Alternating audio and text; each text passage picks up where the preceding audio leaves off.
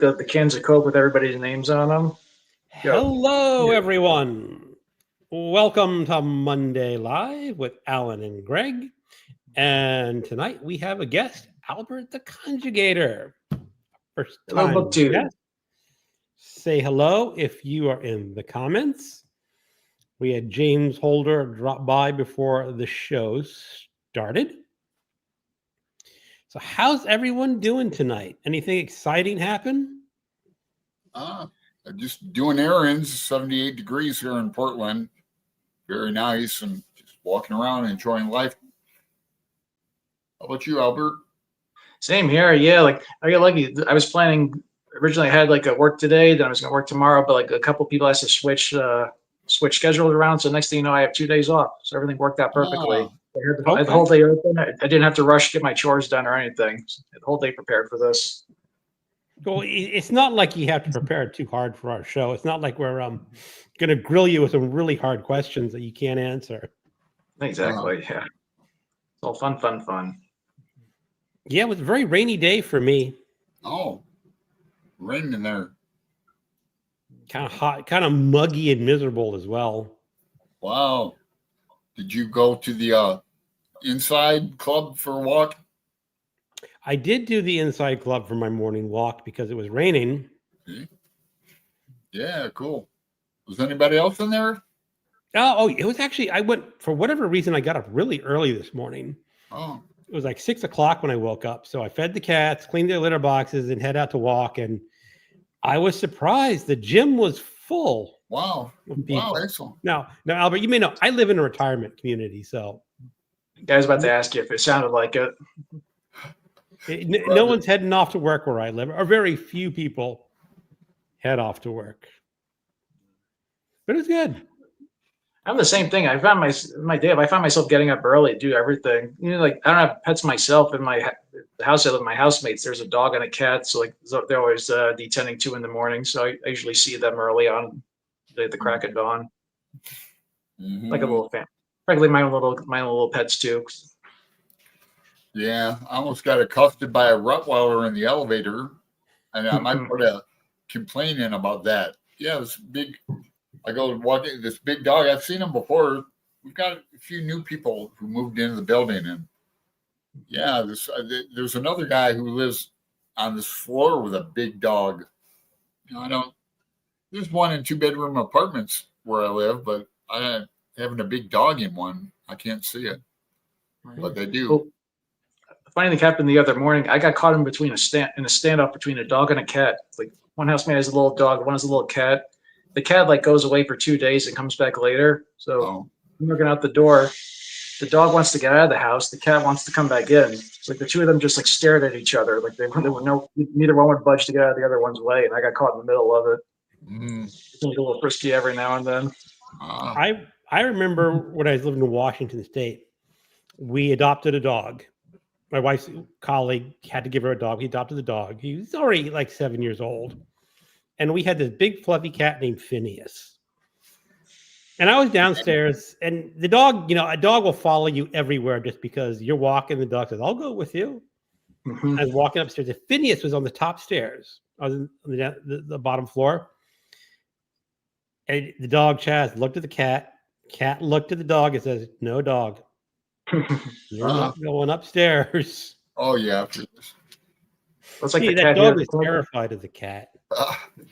So say hello to Chris. Liminal Spaces. Well, hello, Nicole. Did you say hi to Albert? Ghost Readers in the Sky. Hello. He was last week. Yeah, great. Liminal Spaces. It was 101 degrees out here in the desert today. Hey, Chris. He lives in the Southwest, if I remember correctly. Yeah, the West is his best. Read by Fred is here. Hello, Albert. Great to see you, he says.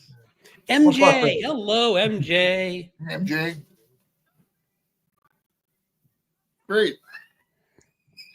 All right. I was joking with Fred, and like I can speak a little French, like Fred's from Canada, so I joke around. We gotta leave like comments in English and French because they have 2 official languages up there. Trying to expand my language skills around here. I'm actually trying to teach myself French.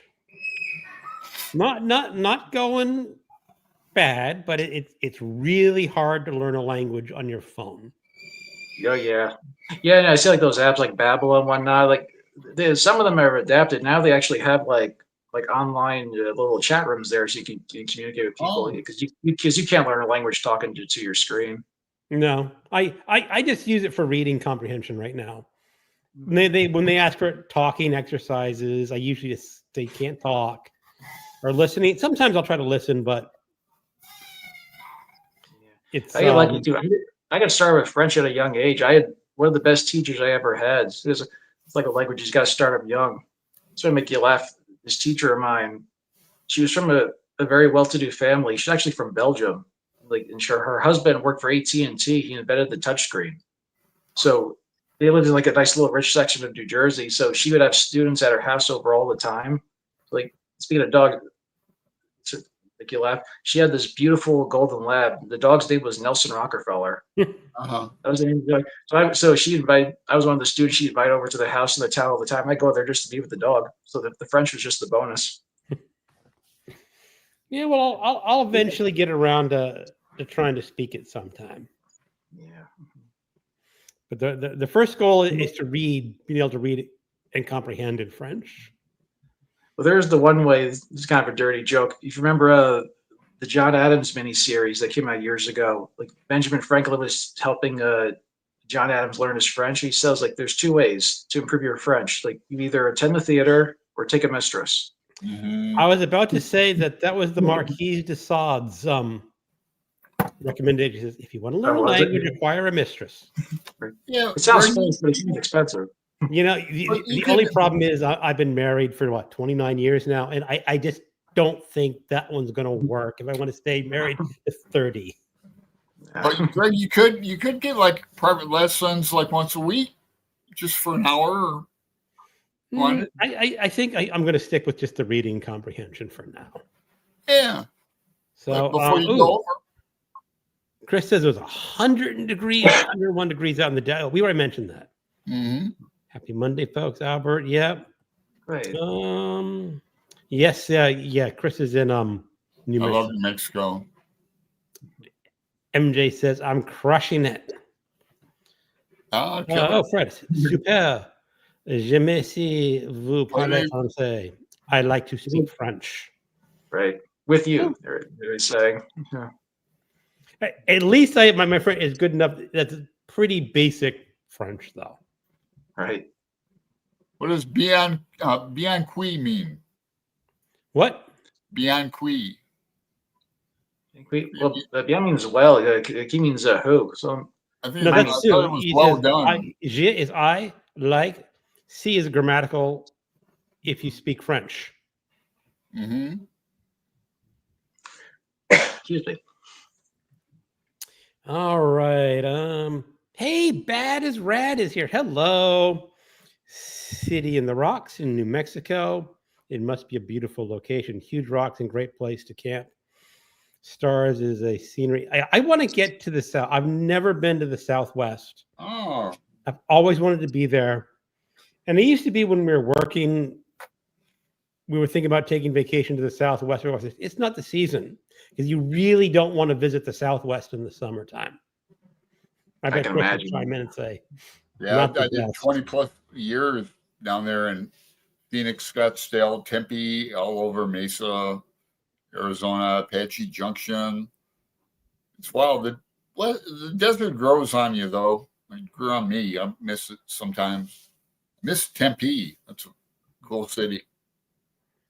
oh, and I had to the favorite hear French someone's- words are boulangerie, supermarché, and enjouie. Ah, Boulangerie is a type of bakery, supermarket, and today. I remember the city. Talk about the desert. I've always heard like in the desert, like I've had people who've gone out to like the Grand Canyon or not. They say like when like the sun rises up over like the desert, like glistens off the sand, it's like the most majestic sight you'll ever see. So that alone, I gotta go visit the Grand Canyon sometime. Yeah, I've been there a lot. I used to hike the South Rim, go down to the Havasupai Indians, and I've walked out. I've done it in the daytime, nighttime, a helicopter out once. This is like 25 years ago, though. And I have photos, but they're still in a filing cabinet in Phoenix, so I need to get it up here. Nice. So there's that horseshoe now on the south rim. You can walk out over the Grand Canyon. It's like glass or something. You can Like walk a bridge? out. What? Like a bridge or something? No, it's a horseshoe thing. It goes out over the Grand Canyon. People can walk on it. Okay, gotcha. I haven't seen it. I haven't seen that, but they have that now in the south rim. say hi. Oh, so Chris says, Greg, you have to come in early October and see the balloon festival. Yeah. I guess that's in Santa Fe. I saw an article about that. I told my wife, let's go to this balloon festival. I'd love to ride in a balloon. Oh, wow. And my wife looks at me and goes, I'm not stepping on that balloon. Me neither. I wouldn't either. I don't even think I would zip line anymore. Well, the thing is, Alan, how many people have died in balloon accidents over the last decade? Yeah, true. I mean, I think somewhere in the world, there's one or two. I mean, it happens, but I don't think it happens that often. No. And I'd love it. Yeah. Got a point there. I'm due a trip. My wife took a vacation with her friend up to somewhere in towards the Midwest. She had a vacation of her own. So she says, well, you're due a vacation you can take for yourself. So maybe I'll head down there in October and take a balloon ride. Yeah, vlog it. That could be an interesting video. Yeah, for sure. Bad misses the desert life. Perfect for watching the stars, indeed. Yeah. Hey, Jess. Jess is here. I'm talking about the sunsets. Elephant Butte, unfortunately, is going low. I love that lake. California sunsets are pretty great, too, though, to watch you just go over the ocean. And you know what threw me off? I went out there years ago for my cousin's wedding. I had to get used to just being from the east and the west coast. I had to get used to the sun coming up and going down in the opposite direction. Yeah, that threw me off. All right. And Ghost Readers in the Skies, another lover of the desert. Yes. Lee says every year they kill several people at the balloon fest. I did not know that, Lee. I still might go up in a balloon. Either way. Okay, Albert. I usually give the show about 10, 15 minutes or so to talk about books because latecomers always complain that they come in late and we're done talking about books. So, as the guest, you get to talk about a few books that you'd like to highlight. All righty. Well, like a lot of people out there, I'm doing a June on the Range. A couple over here, too. I just did a video about it. You guys read a True Grit? I listened to the audiobook of True Grit. I have not. Yeah, I've seen the movies. Both movies. I love the movies. I saw both movies like years ago, so luckily it was fresh out of my mind. So I experienced the audiobook. It was absolutely fantastic. Like Donna Tartt, I think was her name. She did the audiobook. She did a great job. It's the only audiobook she's ever narrated. Oh, but it's one of my 3 favorite audiobook narrations that I've ever listened to in the years I've been listening to audiobooks. Oh, I'm surprised to hear she only did one. She was amazing. But even the audiobook, she included a whole essay of what it meant to her too. So maybe that was good enough for her. Just do one and done. Right. I'm gonna see if I can get it. I'm trying to remember. I had it on Audible. I think it was included with an Audible subscription if you have it. I think. Or if you have Spotify, it's you get the 15 free hours a month, so it's a pretty short read, so you can get it on there. What else I got here? Okay. I'm all prepped. I just got it on Libby. Oh, there you go.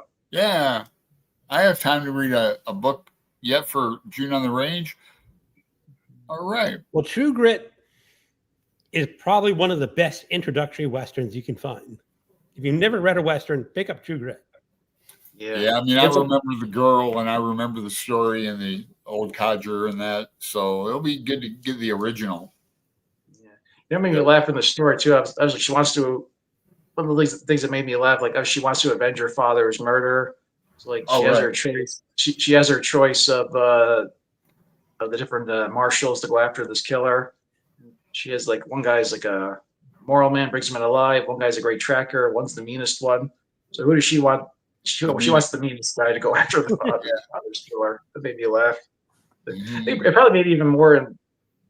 I think it resonated with me more too because it was a 14-year-old girl leading the story too. I think if it was a boy, it would have been like interesting, but not as much. I agree with that. I mean, it shows that a girl can be tough. Yeah. You know. Oh, and also she would make good. Like she wasn't like written like a boy. She was like she had to like outsmart the people. Like she's like buying trading courses fast to get quick cash, and she's got to be smart and match wits and business sense with these rough and tough guys to get some fast cash so she can just go on her mission here. Yeah, I know girls that are revengeful. I know they're kind of tough too. Right. Let's see here. What was June on the Range? There's another one I got for you for June on the Range too. This is actually a pretty violent book, to be honest. On Wild Bill. That looks like a biography. Yeah. Yeah, this guy Tom Clavin. He's written books about like Dodge City and Tombstone. He's a pretty big name in the Western world. This one was bloody. Like, because when they got to remember with Wild Bill, and I didn't realize this myself. To learn about his history, you're learning about the history of the Wild West too. It's like the Western shows. Right? What's that?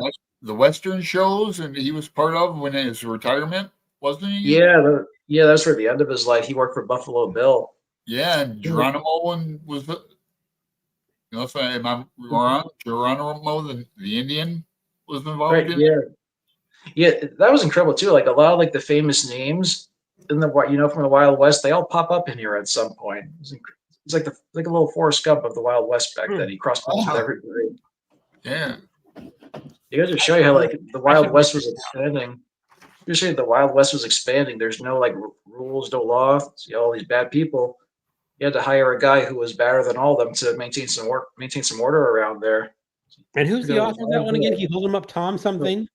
Tom Clavin. I'm just writing that down because I'm going to look at Audible when we get off and see what I can get. Yeah, that was a good read too.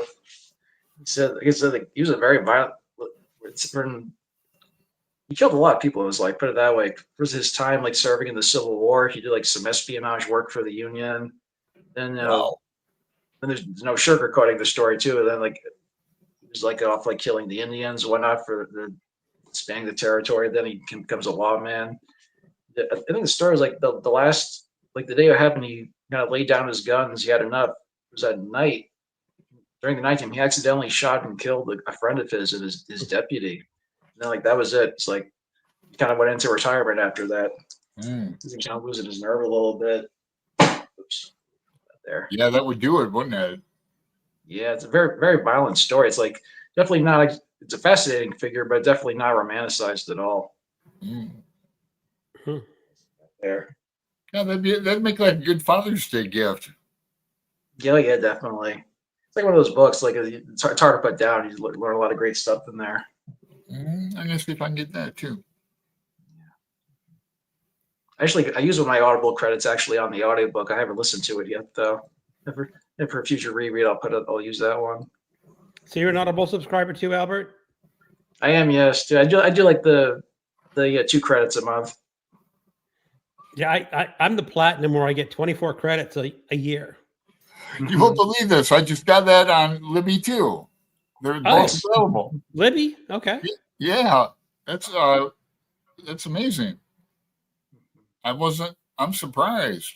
I'm gonna get my father that book. My dad just broke his clavicle, and they can't do operation on it, so they got this major like splint. It's all like styrofoam packed in there. They say he has to keep it on for like a week and a half at a time. They change it, something like that. But he can't read because he can't hold like a book in one hand and stuff. And he can't get it. So you know something, Albert? Not Albert, Alan. Yeah. For me, I read on my Kindle a lot. I have a Kindle Scribe, which it's larger and heavier. Right. But I've gotten so lazy. I have bought a clicker. You put something on the side and you just click it. So you just hit the book on your lap and click. It's like a little remote. It's all remote. Greg wakes up. Where's my clicker? Where's my clicker? Do you read out in your what do you call that room? That's the sun room or the 3-season room. Yeah, you read out there. Well, it's really not, because right now it's like I can go out there in the morning. Oh yeah. But after about 11 o'clock or 12, Too hot. most days it just gets stiflingly hot. Oh geez. Because you have a ceiling fan, but it just does not keep the room cool enough. I cannot get over this weather in Portland. We're having like the most mildest summer. We just had a real mild winter. We have like 1 week of winter. It's like, man. And then the winter before, though, people were skiing up and down the street. It's a busy street, but it's only 2 lanes.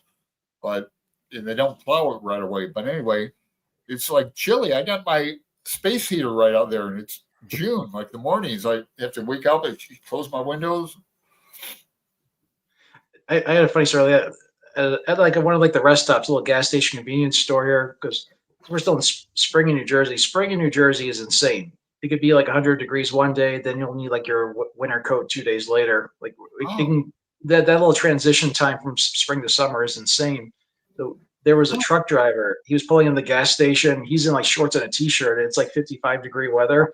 He goes like, "What state am I in?" So, that's what it is here, pal. Yeah, so you know. Yeah, we're always prepared. Unfortunately, I've never been out there to New York City either, or Boston or anything.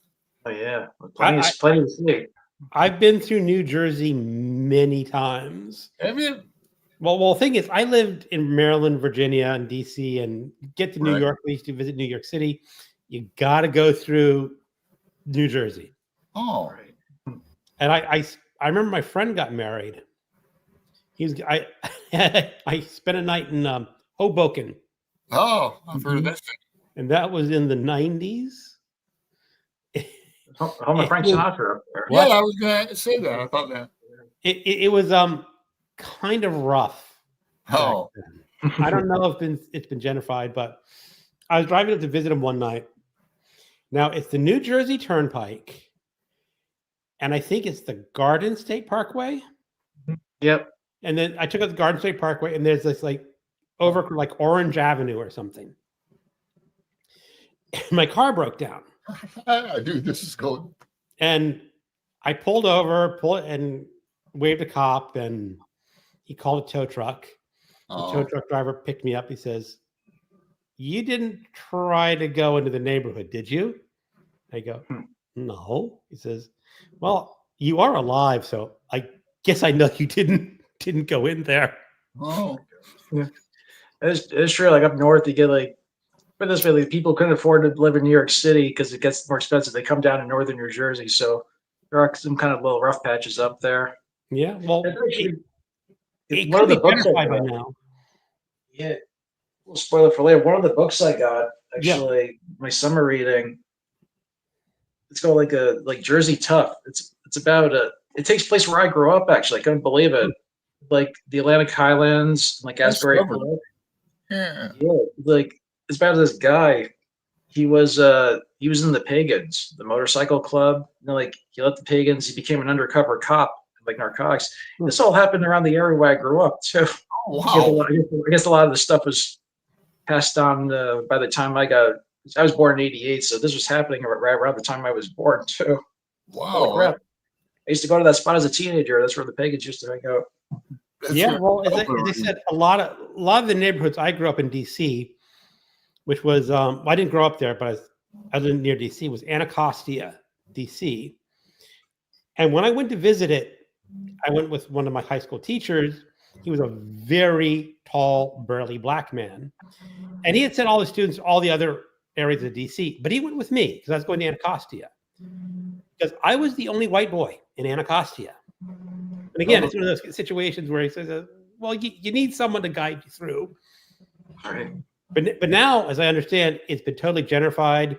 What used to be slums, cheap housing, crack houses, are now multi-million-dollar homes. Yeah, I know now in Hoboken they do like walking tours. It's like the Sinatra walking tour. It's like it's a lot like this is where his house was. This is his favorite bakery. So if the tourists are coming to walk around it, it's a pretty good place to go now. Mm. Yeah, I would like to go on that. Yeah, I've actually never done it myself, but it sounds like fun. Let's catch up on some comments before we finish more books. So Chris says Alan's shirt is awesome. Cashmere is an awesome song.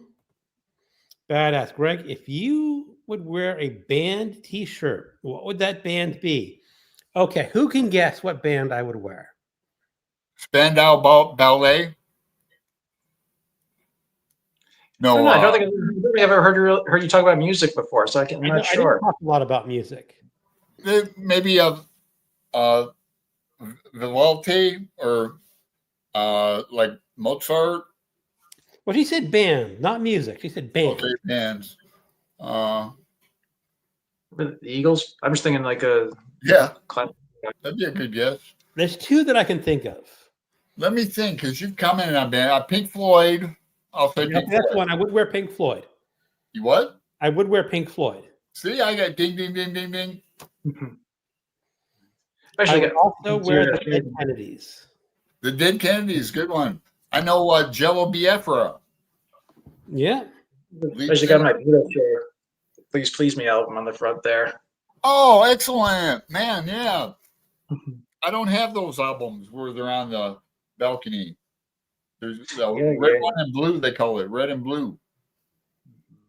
Oh. It was bad, yes.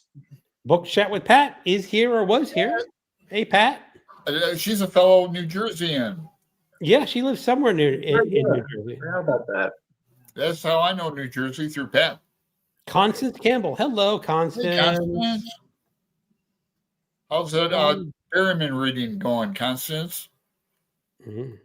She was struggling a wee bit. Okay, here's a question for you, Albert, from Fred. Albert, do you buy used books? If Indeed, so, I do. What is the best deal you ever got? Well, to answer your question, yes, I do. Actually, ties in. Speaking of keeping the music theme, I mentioned this a couple times in my videos. My favorite place in the world is the store at Jack's Music Shop in Red Bank, New Jersey. They recently kind of morphed into, I mean, they're still first and foremost music, but now they're also a used bookstore. So it was already my favorite place in the world. Now it's even more so. So yeah, I've gone there, and you can buy like you can buy like hardcover books for like $3 or like paperbacks for $1. That's probably the best deal I've gotten. Wow, yeah. Looking at my corner of the room, I got a bunch of them over there. Yeah. Do you have any vinyl? What was that? Do you have any vinyl? Do you have records? No, I never got into vinyl because I'm still a CD guy. I'm still a '90s kid. Yeah, that's right. But I did have some old vinyl records that my mother's cousin, he found them in his attic. He just gave to me as a teenager. They were like some Kiss albums, or like Jerry Lee Lewis, and like they were kind of sitting around wasting. So I traded them in for store credits, and I bought CDs with them. Good. Yeah, I've seen Kiss. I've seen them with their makeup and without makeup. Yeah, I saw them in 2009 in Quebec. They're like the big summer festival they have there. Now, wow. You want to talk about a lineup? It's 11 days. You get like these passes. You go to like a local like choir, or you can see like the big act in the open plains in front of 90,000 people. And the three big acts that year, this is 2009. They were Kiss. And the next night was Placido Domingo with the Quebec Symphony Orchestra. and then the closing night was Sting. Oh. All three were amazing. I've got Sting albums, and I've got CDs too, but not many. I used to have a boatload. Yeah. The thing when I saw Kiss, like I saw them in front of 90,000 people. Then a few months later, they were going on tour near where I live, and so you can't top the experience of seeing a 90,000 strong crowd. So I saw something else that year instead. Yeah, it'd be a funny crowd. So did you ever get a good book deal? I think that was the idea. Yeah. I guess dollar paperbacks. I would say that's the best deal. Did you ever find a really valuable book that was underpriced? Not really. Honestly, I really don't know how to price books too. I can only go by like what interested me. Let's see, I found a number of music books, like different like music biographies. So Yeah, I really don't know how to appraise books. I can only just speak to what was valuable to me. It's like oh, Right. this massive like hardcover book. It's like like $2. Holy cow! So it was valuable to me. I read a lot of music biographies. I was going to recommend Moon Zappa's biography to you, but you might be too young for that. Frank Zappa was her father. She had a really wild upbringing, and she's friends with all kinds of famous people. Um, God, I haven't. I wonder if Sting has a autobiography out. I bet he does. I'd like to. I'd read that one. I've got Cher's coming up. Read like Yeah, I want to read it. Yeah, I haven't. I'd be fascinated to read it or her story. Okay, this is what puzzles me.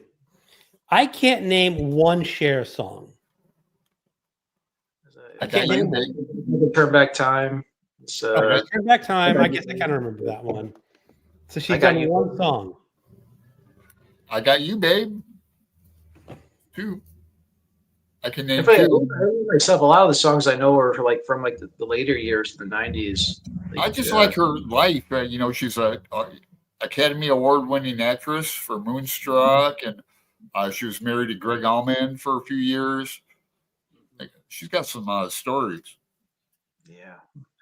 There was a funny story. She used to date. This is before I was born. There was this French Canadian hockey player for the New York Rangers named Ron Duguay.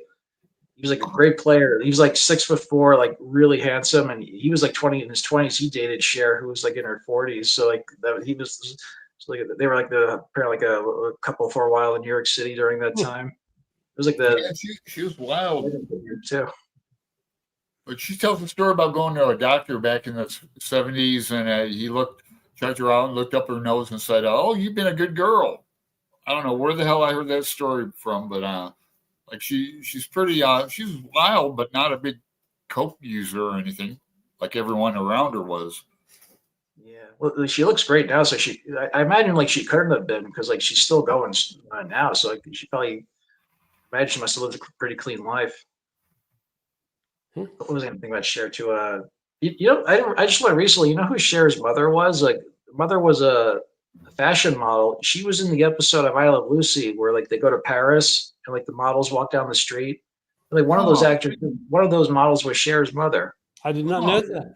I didn't either. Yeah, there's a meme that popped up on Facebook recently. I never knew that.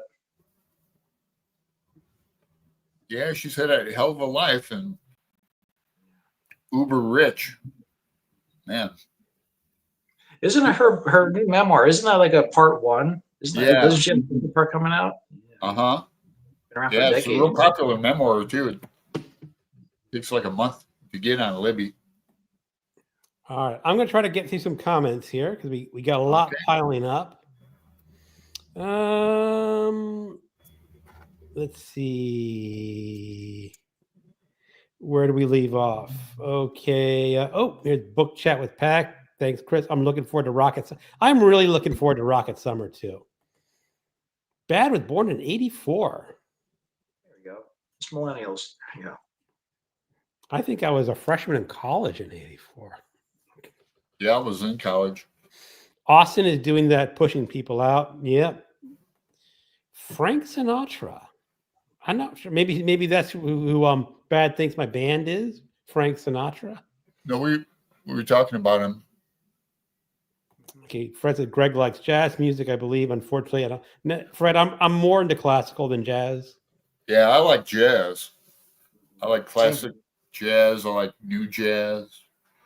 I do like jazz. If I had to listen to, I mean, I have to say I prefer music without vocals. But like Miles Davis, like John Coltrane, Oscar Peterson. Whatever the mood calls for. Somebody just want to lay back, relax. Yeah, I've got some old jazz albums. I even have a Sinatra one. I could find it pretty fast. Oh, Sinatra, that sounds cool. So Constance said she got pushed out after 35 years. Austin, people are actually moving out and kicking them out. Austin is a very popular city in Texas. You know, when I was actually looking to buy a house in Texas, but in the early aughts, it was in the Dallas Fort Worth area.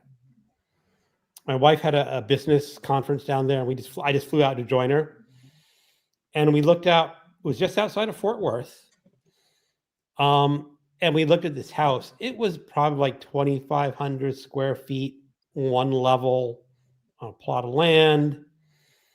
It was $2,500. No, 2,500. 2005. No, 2,050 was the price, and that was what our townhouse was going for in Virginia at the time. So, And didn't you go in the bathroom and you found a little like yeah, I remember we walked into the bathroom. They had one of those huge walk-in showers that really, it's like a party shower because you could like fit 6 people in there. But there was this huge spider on the drain, and my wife is going, "Nope, not moving here." It has Frank friends. Sinatra. Tommy Dorsey plays Frank Sinatra. Wow. So it's not Frank, it's Tommy Dorsey doing it, but it's an old album. I'm skipping over some comments and people talking to each other. Nicole says, landlord's getting extra lame everywhere. Neighbor just got her notice to leave so landlord could jack up the price. Huh. Make bet by 2 or 3. Yeah. And it takes people forever to get them evicted in Portland. It takes like 3 months. Turn back time is so good. Diane said she saw Kiss in 2016. All right, Beth. Our rent is already high, so our landlord would be mean if he better watch out, Beth. The landlords have no limit on meanness. We just got that reading the Grapes of Wrath. I never heard of him. Check that one out. Mask. I remember seeing Mask. That is the story. It was based on a true story of a boy who had some sort of facial deformity, like the Elephant Man. Yeah, I think what it was is that his bones kept growing. Yeah, he was. So his face was not. It was like huge and looked like an alien face. Yeah, Eric Stoltz. Eric Stoltz was the actor who played that. Yeah, I think so. I don't remember. I do. Was it based on a true story? It's based on a true story, but you know, once Hollywood gets their hand on it, yeah, here's an album Greg would like. With facial deformity sometime in the past.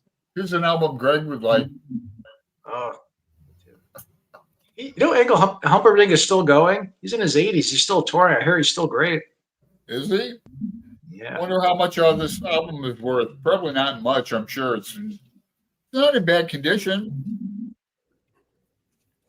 No scratches.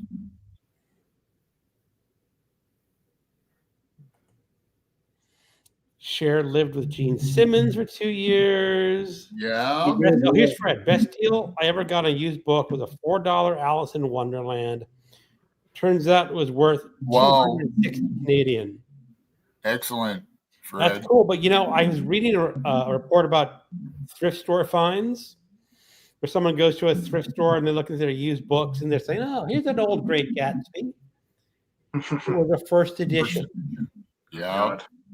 From 1925. Wow. It was on sale for like $3. Yeah, there you go. At some point, you want to go say, you really want to price your books appropriately. I think he just bought it and said, I'm taking it. Boy. Antiques Roadshow. All right. Albert, check out the movie. It's beautiful and very good. Just as Long Island, New York is very expensive. Yeah, I can imagine. Mask is a true story about Rocky Dennis. Okay, so we're at the end of comments. Yay, we're caught up. So Albert, any more books you want to highlight before we move on to Alan? Let's see here. Oh, I mentioned this before you too. I found this out recently too. One of the books I'm going to read in a couple of days starts summer. I got the summer sport going. I also have the book The Natural. I read Alan. I read that last year. It's a great book. Yeah, you know, I'm only familiar with the movie. I was going to mention this to you too. Did you know that I found this out recently? Did you know that the story of The Natural. It was inspired by a true crime story. Did you know that story? I do not know the true story. Yeah, look, it's a hell of a story. So it's actually historically significant too. So what happened was there was a baseball player, Eddie Wycus, late in like the 1940s. And, he played for he started with the Chicago Cubs, and then he got traded to the Phillies. And so what happened was, like the Phillies are in town in Chicago. He gets a note at the hotel from like an urgent person saying, like, "Meet me in my hotel room. This is urgent. I need to see you. Sorry, we don't know each other." And it was weird. So he asked the clerk of the hotel, "Who gave you this note?" And like, imagine this woman, and like he didn't know who it was, but he recognized the last name. He's like, "Oh, that was someone he knew. It was like maybe a relative of a mentor he knew." So he goes up to the room. And it's an 18-year-old girl. He opens the door and she shoots him in the chest. Like, luckily, he survived the wounds, and like that happened in the movie. So That's chapter 1 of The Natural. yeah, exactly. So we're getting just started with that. So it goes with when the girl shoots him, but thankfully he survived. He ended up having a pretty good career after that too. He still played a long time. And the reason this is historically significant, it's the first documented case of a celebrity stalker. Interesting. I did not know that. Yeah, and apparently, like this guy Wycus, when he was like before he turned pro, he was coming up. We actually called him The Natural in one of the newspapers. So we got the title for that. Mm-hmm. It's a great book. It is great. I mean, I was really surprised how much I liked that last year. And the movie was so good too. I'm sure the book's probably just as good too. Mm-hmm. I like Ricker. Okay. Alan, what about you?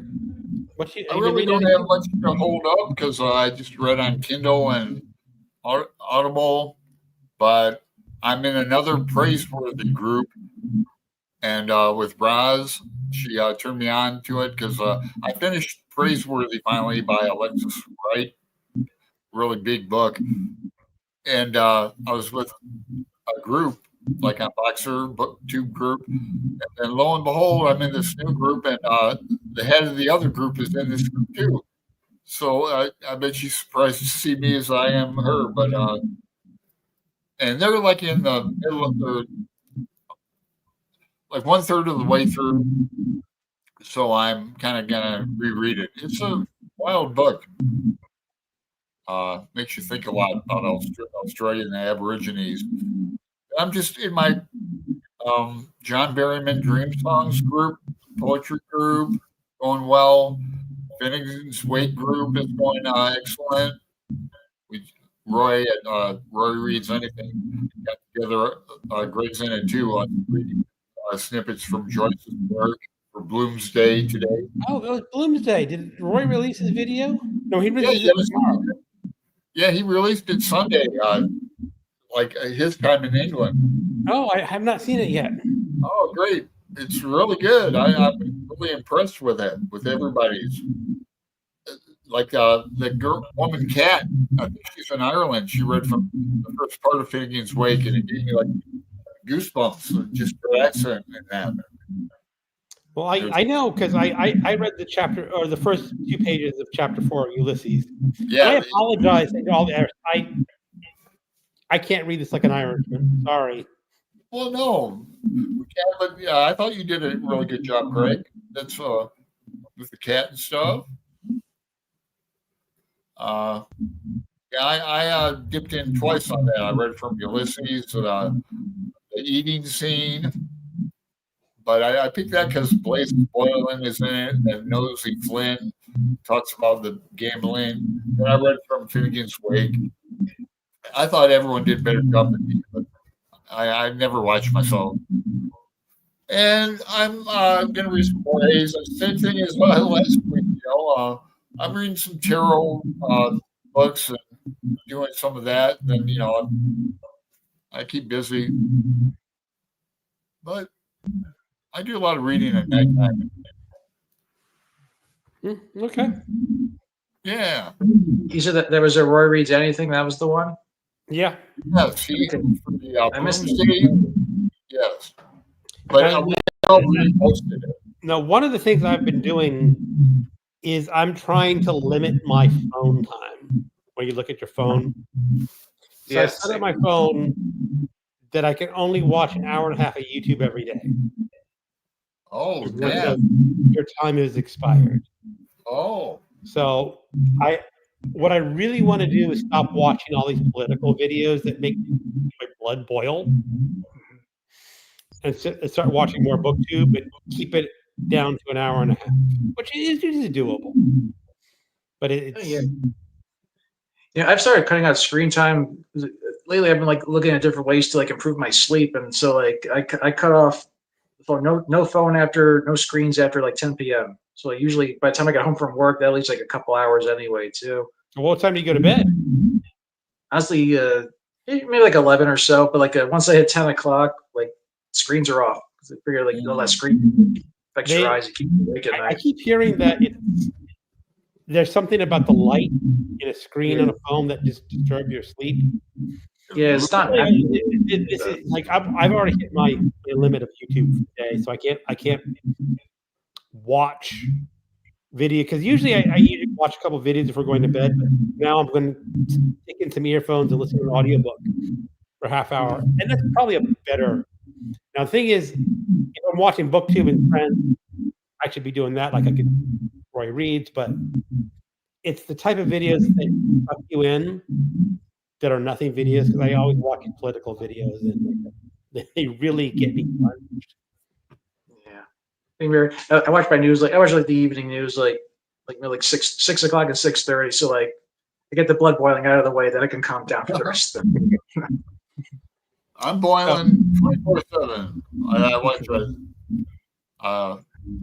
some of the same videos Greg probably used to watch or that. They've been pretty good this weekend though, on Trump. You know? Mm-hmm. Oh, and yeah, we had right by where I work there was I was at work so I didn't see it at the time, but like there was like a lot of people showed up for the No Kings protest down by where I was too. Okay. They worked, everyone showed up. They were there for a couple hours and home, so like no troubles or anything. No. I attended a New Kings rally in my city. It was kind of fun. We had maybe 500 people. No, I don't live in a major metropolitan area like New York City or Los Angeles where you had 100,000 people.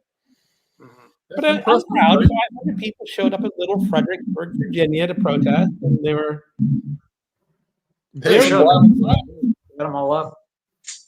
This is a good sign. You got like 500 here, 500 there. It all adds up.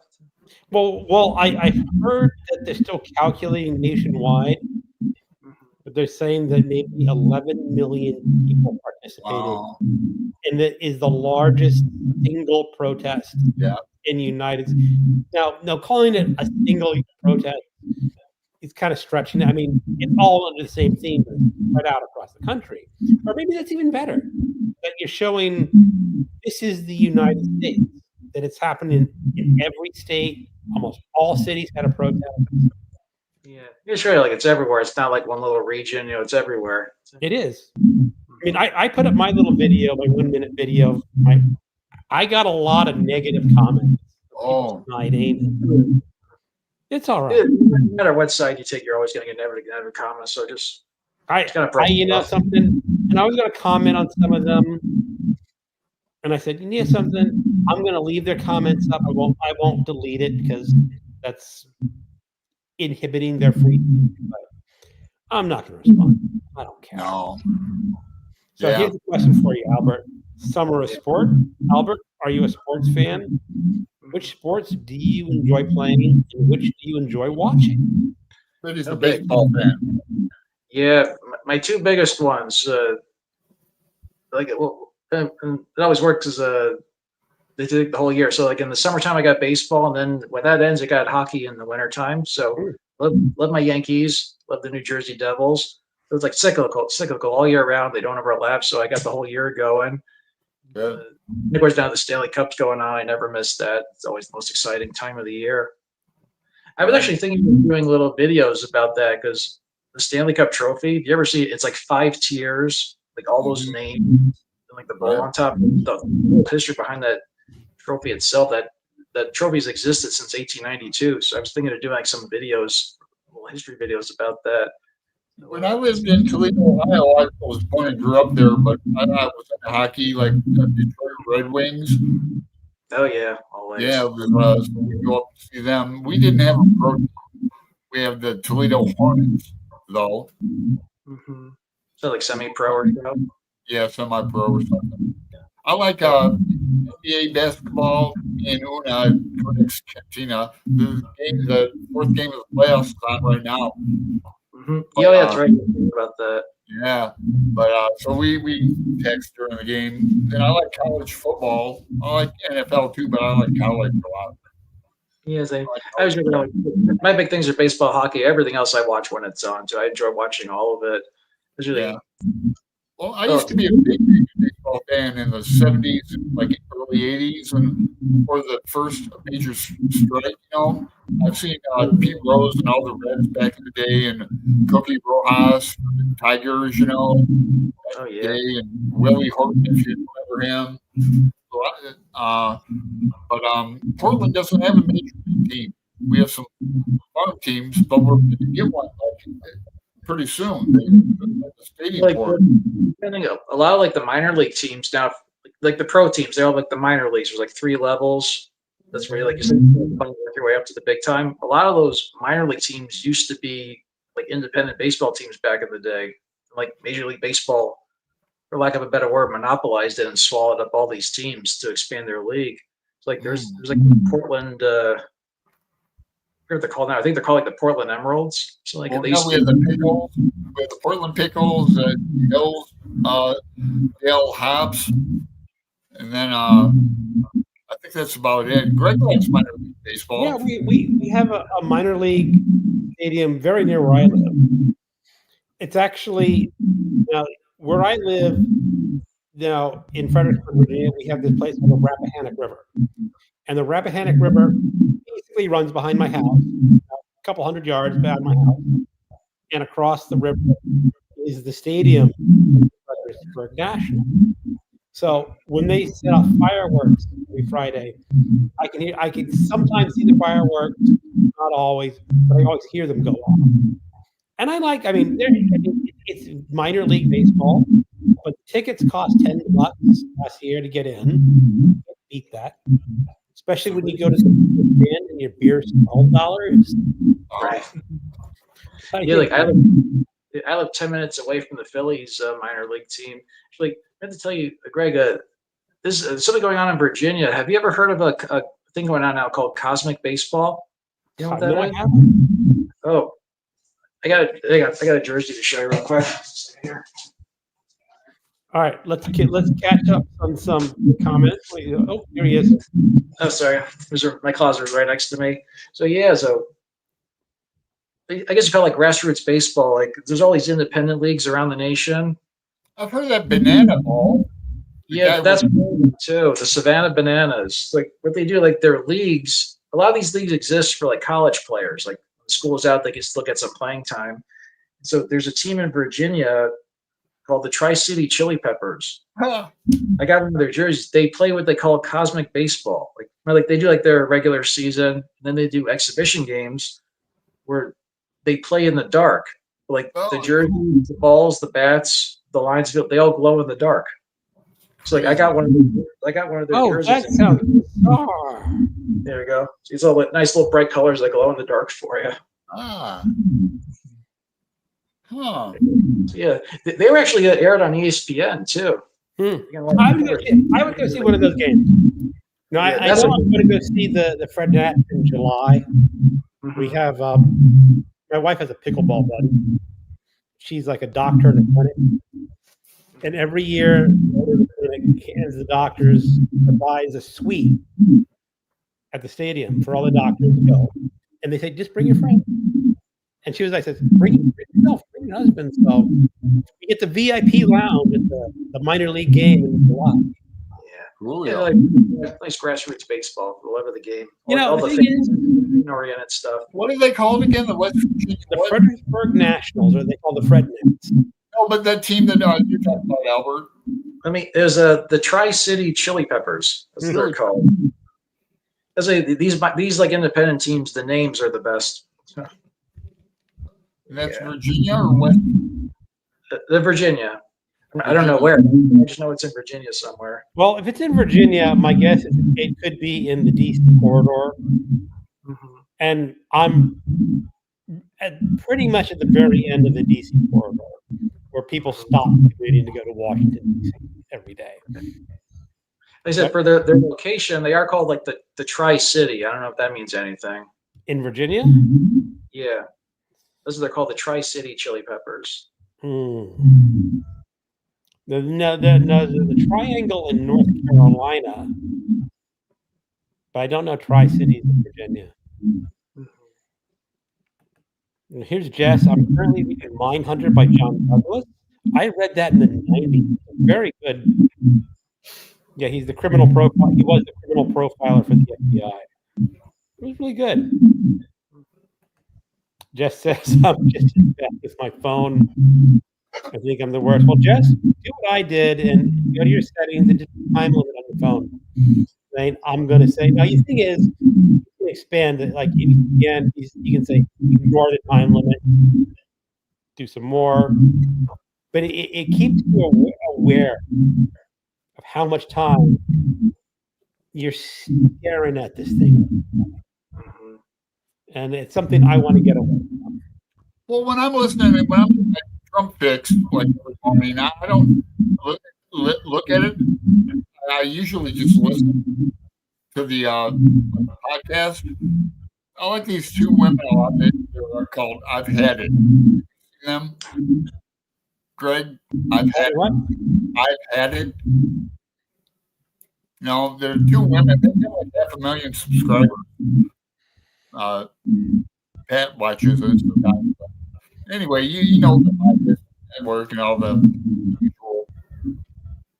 Go ahead, So Dawn. Bush Readers in the Sky says Yankees. Now I have to unsubscribe. No, I'll stay subscribed to you. Don't worry. Yeah, content. I am hearing this feedback. I am too. I tried to. I'm going to do a test. First, Alan, I'm going to try you. I'm going to mute you on my end, and let's see if it disappears. Okay. All right. Do we hear it now? Okay, Alan, you're muted. I'm still hearing it, so it's not Alan. Let's try Albert. Okay, Albert, you're muted. Alan, are you hearing the feedback? No. All right. Alan, we think it may. Maybe me. Testing. Yeah. Albert, are you using a mic or something? Me? No. No, Albert. Oh, I don't have a mic. I'm just talking into my tablet. Want me to log out and try again? Yeah. Why don't we try that? Yeah, it'd be like 2 seconds. Yep. yeah, I was thinking my computer's going because my TV is starting to go too. It's only showing like half the screen, but I'll turn it off and on again. It'll be fine. I got a TV in my Amazon cart for $109. It's only 32-inch though, but it's all ready for Fire Stick and all that. Yeah. This one's not even. Well, I can't remember if it's a smart TV or not, but. So Jay, yeah, I love the TV series. He's talking about Mindhunter. Oh. I'm guessing it might be Albert's mic. It goes away when he talks, and here he is. He comes back. Okay. And we're back. Okay, that might have done it. Yeah, it must have been me because I didn't hear anything. Yeah, I was hearing it. It sounded like a wave, like the ocean. Oh, he disappeared again. Oh. He'll be back in a second. Yeah. Yeah, starting to meet, I think, the fourth commentator trying to share his thoughts while scuba diving. Ah. Yeah. All right. Because once he gets back, I want to get to because I have a good book that I read. Okay. that I want to mention it before the show's over. I started a new book. I don't know if I want to mention it because I'm starting early. Hey, Albert. All right. Okay, we're back. All right. As I was saying, you didn't see it, is that I actually want to mention a book that I've just read because it's a really good book. It comes from this collection. This is the Western. This is the Library of America selection of what they consider the best Western stories written in America. And it comes with the Oxbow Incident by Walter Van Tilburg Clark, which is a fascinating book. I've heard it. A story set in the Old West, but it doesn't always get classified as a Western. And that's not the one I read, but it's essentially about the consequences and the morality of lynching. Mm-hmm. And it's a really powerful book. I'm going to skip it because this is one I just read. I read Shane by Jack Schaefer. Out of all the books, this is probably the most traditional Western in the book. Shane. Also a really fantastic. And it is a classic Western, you know, man rides in from the plane and saves the day kind of book. And then there's Warlock by Oakley Hall, which is probably the best written and conceived with the best characters in this volume, but it's also the most complicated book to get through. Now, the one I read last week was The Searchers by Alan LeMay. And I was not expecting it to be such a great book. And it's sort of a premise. It's set in Texas. It's after the Civil War. Texas is basically deserted. I mean, not a whole lot of civilization. It's about a family farm. And a couple families live nearby. And one of the families nearby, they had the family wiped out by a Comanche raid, except for one little boy. This other family took the little boy and raised him as their own son. And it's a huge fortress. They mentioned like 3-foot walls and so forth. And then one day they noticed that a number of their cattle had been stolen. So a lot of the men go out to retrieve their cattle. And they go out a couple days ride, and then they see all their cattle has been slaughtered. And they go, this was a diversion. And they run back, and the Comanches again had raided this family's house, and they killed everyone in the house except for a 6-year-old girl who was kidnapped by the Comanche Indians. Now, part of this book is, I think it's mostly historically true that this is what the Comanche Indians did back then. But a lot of people are going to read that he's very insensitive to Native American life from the modern point of view. But I think it's mostly historically accurate. So I've heard of the story. What? I've heard of the story. And the story is that the boy who was adopted, and I guess he was the uncle of the surviving male members of this family. And they decide to go out and try to rescue this young girl from the Comanches. And it's called The Searchers because they spent many years searching for this girl. And I was just captured by the depth of his descriptions and his characterizations and what it was like to live in Texas and other parts of the United States during this period of the United States. It was really well done. And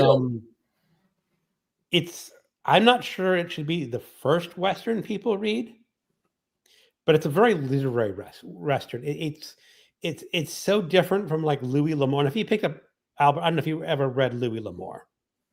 I never have. No, I got it now. I hear his name all the time. He's a good writer. He's entertaining, but he writes throwaway novels. If you understand what I'm saying, you read them, quick enjoy them, reads. pick up the next one, read them, enjoy them. But The Searchers has a little more depth to it, and I guess I shouldn't be shocked because this is the Library of America, and they are trying to present the best literature written by Americans. So I'm not sure how many people in this watch this video in the chat room or later have never read a Western, but this is a very good book to pick up. If you were to pick up this book, I would not read them in order.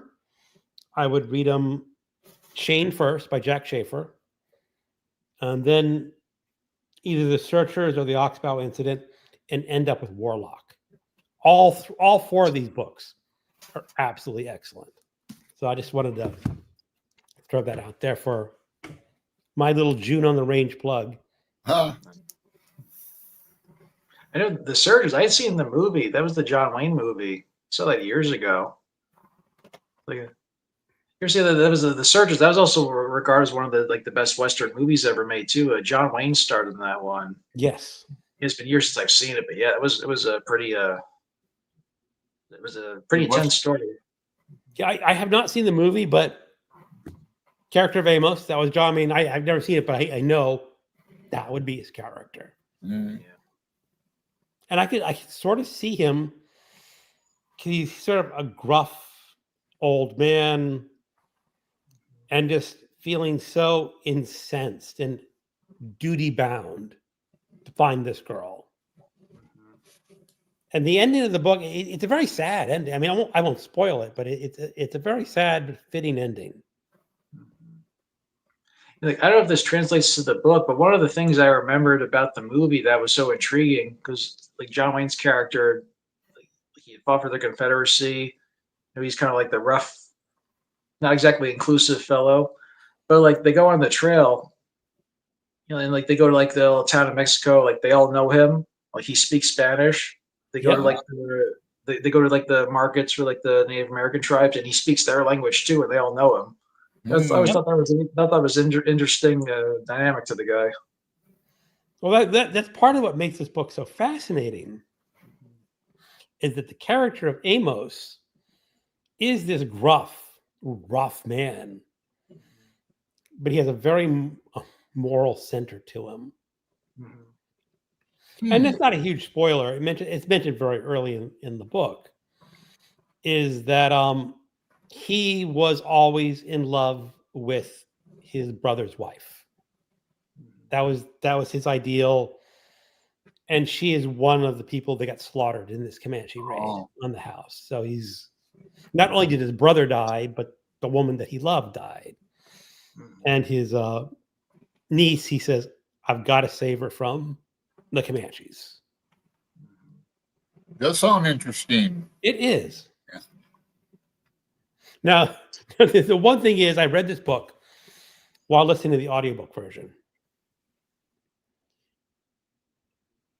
And the two main characters is Mart, and that is the boy who was adopted, and Amos. And a lot of this grammatical things is Mart and Amos. And the problem is there's this British author named Martin Amis. Yeah. It just comes in and goes, why are you talking about Martin Amis? Yeah, I bet. That's funny. Martin Amis. What's that?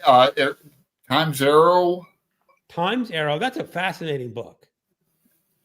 Yeah, we should read Martin Amis. Times Arrow is a story told in reverse chronological order. Mm-hmm. So for everyone, it's like you tell the last chapter first, and then the second, and you move over to the beginning. It is kind of a gimmick. It does not always work. Now, if anyone here reads science fiction, there is a great science fiction novel called Use of Weapons by Ian M. Banks. And in this novel, there are two storylines. And I'm just I don't remember the exact chapters, but it starts off with chapter 1, Arabic numeral, Arabic numerals. And the second chapter is chapter 20, Roman numerals. And it goes back and forth. And of course, the Arabic are increasing and the Roman numerals are decreasing. And the same thing, the Roman numerals are telling the story in reverse chronological order. And when you get to the first chapter, there's this huge spoiler where you go, why did not I see this throughout the entire book? And if he started it that way, it would not have had the impact. I made a note of it. It sounds interesting. It is. And now if you've never read Ian M. Banks as a science fiction writer, he really was a great science fiction author. And it's his Culture series.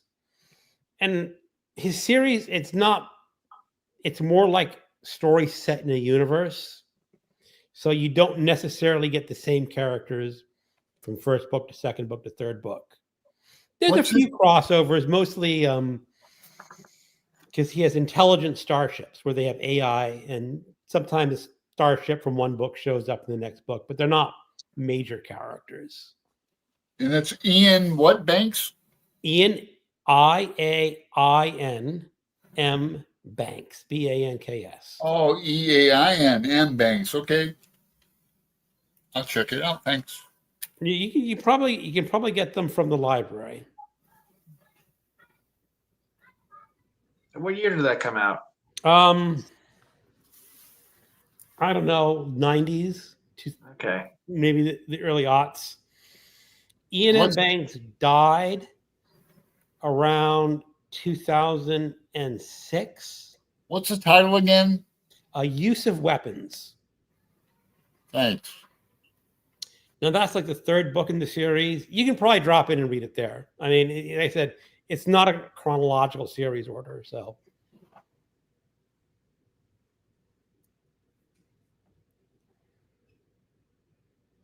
Okay. I don't know what Constance is talking about. Hey, Marcia. Constance says, yeah, Alan, I've seen those two women. Is it the Lamore books I held up? No. I don't know. No, there's no women on them. Well, that is sort of why I skipped it. Is like I think the time relevancy disappeared. I could read this one tonight if I wanted. It's big print. Yeah. 154 pages. Marcia Johnson stopping by to say hello. Well, hello, Marcia. Chris, Liminal Spaces, great to see everyone. I've got to make dinner for the kiddo. All right, Chris. We'll see you later, Chris. Chris is scheduled to be a guest sometime in September. Yeah, he'll be a good guest like Albert. Yeah. Appreciate it. Yeah. So, Constance, the Oxbow incident was a great movie, too. It really shocked me. Mm-hmm. Well, the Oxbow incident, I read for the first Tune on the Range, and I was surprised just how relevant it can be telling the story of the Old West that was written in the 40s or the 50s. It's just like really what are the moral consequences of lynching someone? All right, end of the comments. So Albert, are you looking forward to any other events in BookTube this year? Let's see. Like I said, I got this summer of. I already touched on the summer of sport in June on the range. This other one I have here. I was going through like some. But this book I found at a bargain outlet store. I actually got 3 books to show you too. It's like I was going through like I was thinking about like all like the classic authors and whatnot. So, well, first to answer your question. So as far as events, I didn't really have any other events planned other than June on the Range and summer sport at the moment. So like just going through, I think about like some like the great authors. I think a lot of these great classic authors. I've read biographies about them, watched documentaries, but I've never actually. I've probably read most of their books. So I got like a couple of first books in two different series by Agatha Christie. Starting with some classic mystery novels for some beach Okay. reading. Mm. Hercule Poirot, is it The Mysterious Affair of Styles? And Miss Marple. This is called The Murder at the Vicarage. I've only read the Hercule Poirot book. I've not read any other. I've also read oh god, it used to be called 10 Little Indians, and then it was called something else. And then there were none. Is the current the current title? Yeah, it's my experience with Poirot. I've only seen it was the British series, the actor David Suchet.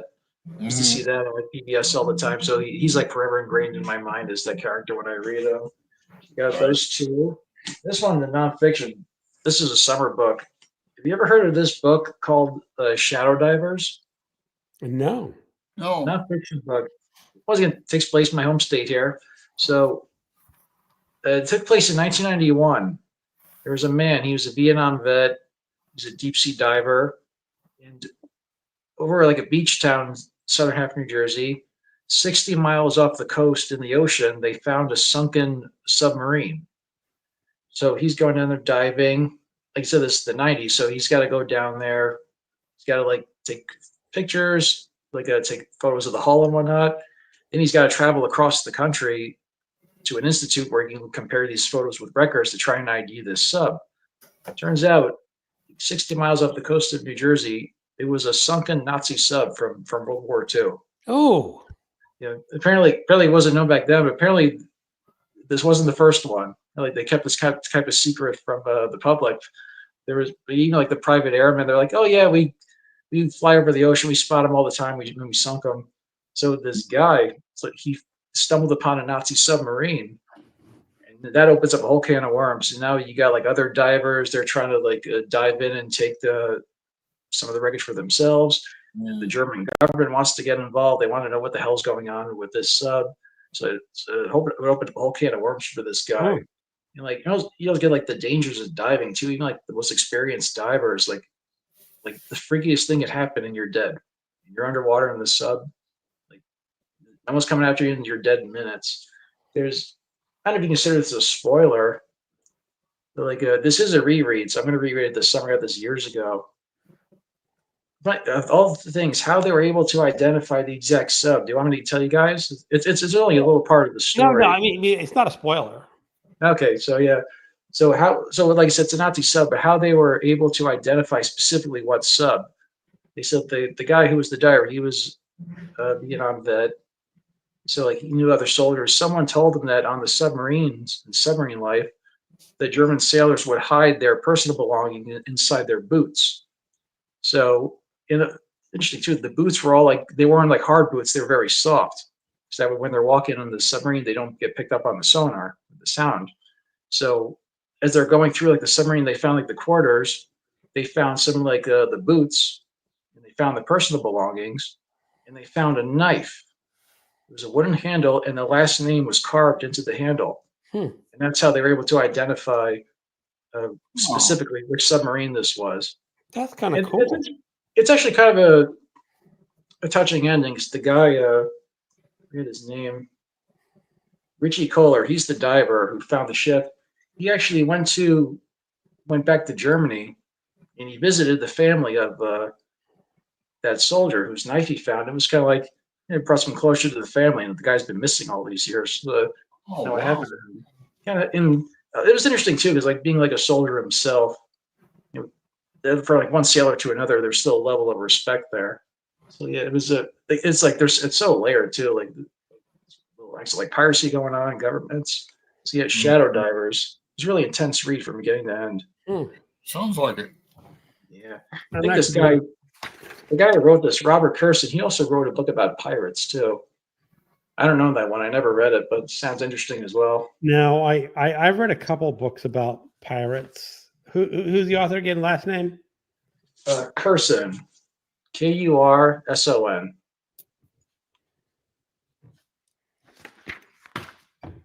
I've read a couple books about pirates. One was specific. One was about one specific pirate. I can't remember who he is now. Bluebeard. No, Bluebeard was not a pirate. He wasn't? Blackbeard. How I about think there's a Blackbeard and a Redbeard as pirates, but I'm not positive. I think I read a pirate book by Wilbur Smith once. It was pretty good. Wilbur Smith. He writes. I've only read his book about ancient Egypt. Yeah. One of my favorite podcasts, there's a podcast called Empire. These two historians, William Darapel and Anita Anand, they're a pretty popular podcast. They recently did a series about pirates. They did a whole bunch of them too. And so this is back in September, so I'm trying to think of the names they covered. But they got like the big ones, like Blackbeard and whatnot. There's like one pirate. Essentially, his treasure has still never been found. It's still lost in the Caribbean somewhere. People are still trying to find this thing. Greg goes off to the Caribbean enough. Yeah, my wife loves going to the Caribbean. Yeah, we may go back in December. Yeah, and he likes rum too. So pirates are right. Yeah. Now here's the interesting, Albert. Because was it 2 months ago? I reread Treasure Island by Robert Louis Stevenson. Mm-hmm. And what I've been told is that in modern culture, what we think about pirates all comes from Robert Louis Stevenson and not real pirates.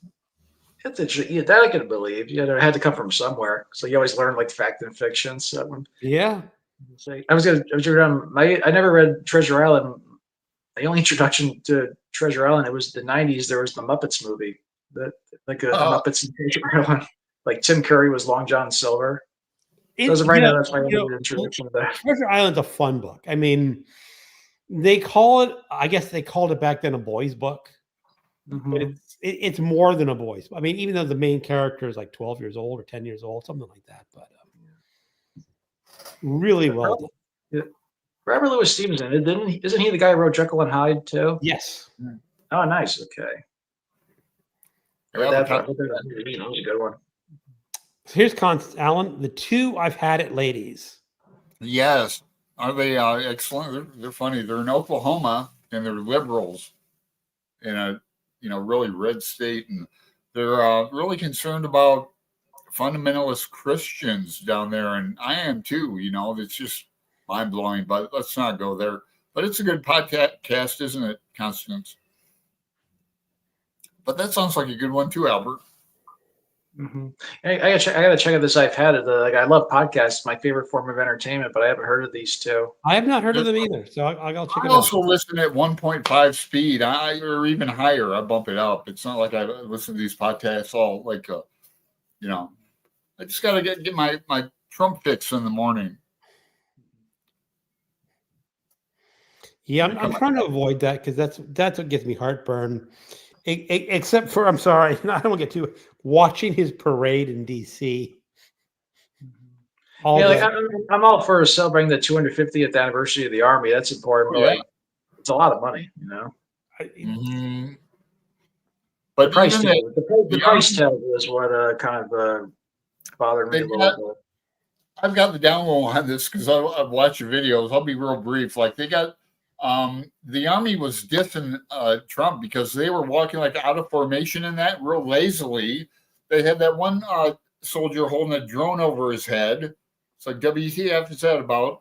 And then they played Fortunate Son when they walked by in Vietnam things, and Trump saluted. And that song's all about a draft dodger. Yeah. It's about a guy who's like, I'm not a senator's son. I'm not the It's a protest song. Song, but Trump was. The problem is, it's a very ironic. So I mean, you have to understand irony. Yeah. To understand, and the problem is, okay, we're not getting. Let's just not get there.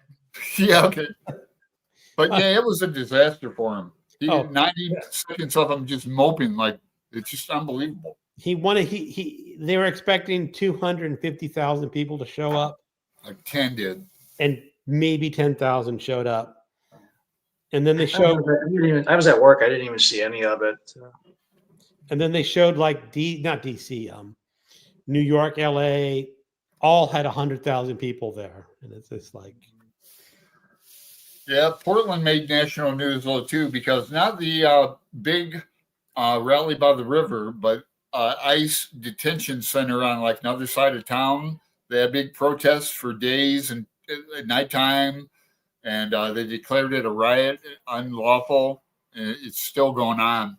It made national news because somebody drove a van up there and got out all camouflaged and threw their keys away, and they didn't know they had to like go and thought it was a bomb, but it wasn't.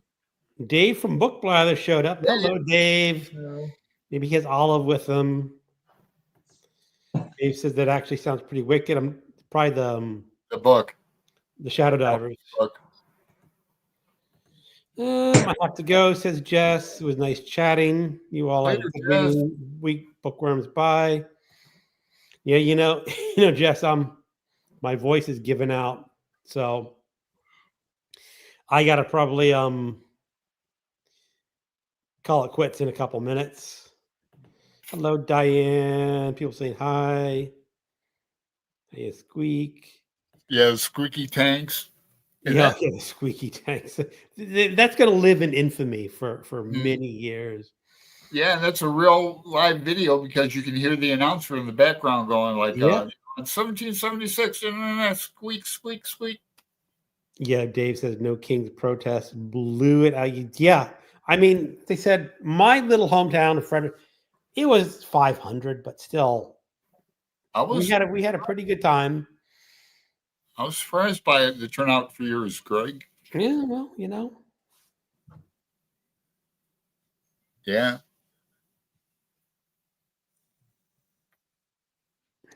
Oh, James is here. Yeah, hold on. The parade had a pretty pull. Yeah, definitely. Oh, James, Kira, hi all. Joining in just as Craig is pulling the ripcord. Yeah, James. Well, as I said, about an hour and a half in, my voice just conks. Yeah. Should be used to it by now, Greg. I know, but still. No, I'm just joking. It's like if you go running after 5 or 6 miles, wherever you're used to, you're going to conk at your mile limit. Mm-hmm. Yeah, you do a lot of talking because you got to read the comments and everything. Yep, Constance says protest dominated the news cycle. That is it. Something. It is something to celebrate. We will not go peacefully. We will not go quietly. Yeah. All right. Any last comments, either from you guys or from the? I'd like to invite Albert in for Faulkner in August. That's a group coming up in August. That sounds good. I don't think I've ever read Faulkner before, like since high school, maybe if that. So yeah, it'd be fun. Yeah, it's what is it? I can get a copy right here. Go Down Moses. I got a copy. Go Down Moses. It's really a collection of short stories. Okay. Or say not so short stories. They're stories, but they're not short. Can you do As I Lay Dying? I have that one in my mind for some reason. That was last year we did that. Okay. Yeah, so the length of like 30 pages, 100 pages, 30 pages, 40. The books you guys are just holding up, is that are the selections you've chosen so far? Yeah, Go Down Moses. Go Down Moses. Hang on. And what's good is like you can if you really don't like it, you can read the first story and say I'm done. Okay. Or I'd give it 2 stories, because give it 2 stories. Go Down Moses. Okay, gotcha. I'll stop at the bookstore on payday. Okay. You got libraries in New Jersey, don't you? Oh, sure, yeah. I can probably walk to one right by where I am. It's the thing is it's kind of small though, so like not too far away. Maybe like a 20-minute drive is like the county headquarters. That's the big one. I'll go check that one out. Yeah, they'll have it. Don't you have interlibrary loans where you just go on the website and say, "Give me this book from this library across"? They probably lately I can't remember. I use the Libby app, so like a lot of times I don't even physically go to the library. So I use Libby all the time. Yeah. James is getting old. I just put the books on hold, and then when they put them on the shelf, I go get them. Mm-hmm. What I do. I'm at the library every other day. We have free printing. I don't have a printer here. And the printer down in the art room, it doesn't do like, it's messed up. It doesn't do like wireless. It's a good color printer too. But I go to the library quite a bit. Yeah, same here. If I got to fax or like you said, type up something, because I don't have a printer here either. So I just have my tablet, so I still use the library for any office stuff. It's excellent. So like to read, like, do you guys like to read the book? Do you guys connect on like Voxer? Or you do it over YouTube? Like, how do you? We do it over Voxer. We do on Voxer. I mean, there are some people who really dislike Voxer, mm-hmm. and then there's the ones who dislike Voxer really like Discord. Okay. And there are some people who dislike Discord, and I like both for different reasons. But now I use both. The problem with Voxer is that if you do not have a paid subscription, it's $4.99 a month. Now, for some people on a budget, that's an issue that they have better at $4.99. I subscribe, but if you don't subscribe, hold on. Can't take your messages back for one. What happens is you can only read messages for 30 days. Yeah, that's okay. So anything over 30 days is just no longer accessible. So and if you make a dumb comment like I do, you can't take it back. Right. If you type something wrong, it's just there. But since I'm a subscriber, if I do a fat finger and make something stupid, I can delete my comment. So that's like the primary medium you guys use? Like what's the primary medium you guys use? For Faulkner and August, it's Voxer. Okay, gotcha. Unless he wants to do a thread on it. But gotcha. And Discord is like kind of permanent too. Yes, Discord has a permanent record. It's a little more complex. Like on Greg's, you have all the Ulysses stuff, and Roy's. I think it's Constance. It's either Constance Kemp or no, it's Lee Kemper, who really does not like Discord. Oh. And she was going to join us on a book that was doing in Discord. It says, nope, count me out. I'm not reading the book on Discord. So, but no, Albert, you know something? It's free to download and sign up. Mm-hmm. And if you don't like it, you don't have to pay for it. And a lot of people seem to complain about the notifications on Voxer, like all the time. Just put them off. I do. I don't have notifications on anything. What's going to happen is if you decide to download it, every time someone sends a message, you get this really annoying, so you get a message. And I used to have that, and my wife just says, turn that off. Well, I say so too. It's irritating. It is. But that's what I call my ham radio, because it's anonymous for your phone number. Like all my friends, a handful of friends in Ireland, and we use it to talk. And so it's like anonymous. It's like WhatsApp. Okay. I'll probably do. I usually use my phone. I also have my tablet. I'm talking to you guys on my tablet. I'll probably download Voxer right there, so I'll never get any of the notifications. Albert, you got a pen? A pen? Yeah. Yep. Okay. So, next best thing, I'll type it in the notes here. Okay. G E. Oops, when you're ready to type. Okay, ready for you. GEE MONT 235. That's like your Voxer username. When you sign up, send me a message and say, "It's Albert. I'm here," and I will add you to the Faulkner and August group, and then you can communicate back and forth. I'll send yours to Alan. Yours is ALLEN 770. Rectamundo. I'm sorry. What was that again? ALLEN 770. Okay, cool. Got you both done. And it said, you only know if you like it or not once you try it. And exactly. a lot of people who say, nope, not for me. See, you can text and you can send a voice if if it's a long one. You don't want to use your thumb like I do, and then you can send pictures or links. Okay, so it's kind of like WhatsApp. Oh. Yeah, Sort of. All right. I need to call it a night. Albert, thank you so much for showing up. Yeah, Albert. It was fun. We like having new guests on. And people who talk. And people who talk, yes. All right, everyone. Oh, Everyone in the chat room, have a great night. And we will catch you all later. Take care. Later.